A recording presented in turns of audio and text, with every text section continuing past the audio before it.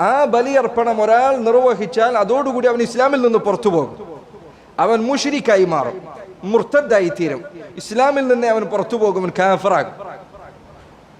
അതിനു പല രൂപങ്ങളുണ്ട്.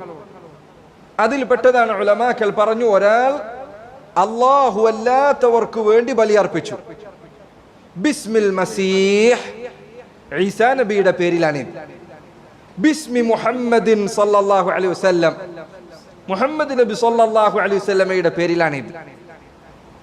ബിസ്മി അൽ വലി, ഇന്ന വലിയിന് വേണ്ടിയാണ്. പഴയ കാലഘട്ടത്തിൽ നമ്മുടെ നാട്ടിലൊക്കെ കടകളിലും മറ്റുമൊക്കെ ഈ ആട് കയറി വരും. ആടിന്റെ കഴുത്തിൽ കെട്ടൊക്കെ ഉണ്ടാവും.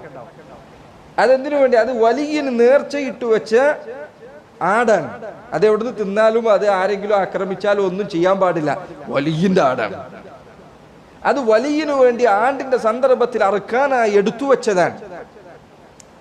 ഇങ്ങനെ ഒരാൾ വലിയനു വേണ്ടി, നബിമാർക്കു വേണ്ടി, വിഗ്രഹങ്ങൾക്ക് വേണ്ടി, സൃഷ്ടികൾക്ക് വേണ്ടി, വൃക്ഷങ്ങൾക്ക് വേണ്ടി, എന്തെങ്കിലും ഒരു കാര്യത്തിനു വേണ്ടി അല്ലാഹു അല്ലാത്ത സൃഷ്ടികൾ അവരെ ആദരിക്കുന്നതിനും അവരുടെ തൃപ്തി ലഭിക്കുന്നതിനും വേണ്ടി ബലിയർപ്പിച്ചാൽ ആ ബലി എന്താണ്?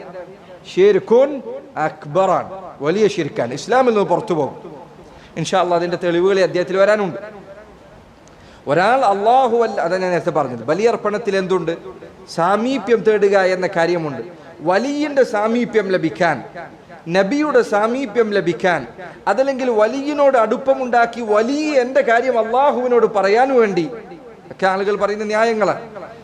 ഇങ്ങനെ ഒരാൾ വലിയനു വേണ്ടി അല്ലെങ്കിൽ നബിമാർക്ക് വേണ്ടി അറുത്താൽ അത് ആ അറവ് ശിർക്കാണ്, കുഫ്റാണ്. ആ അർത്ഥ ഭക്ഷണം കഴിക്കുക എന്നത് ഒരിക്കലും അനുവദനീയമല്ല, എത്ര നല്ല മാംസമാണ് എങ്കിലും.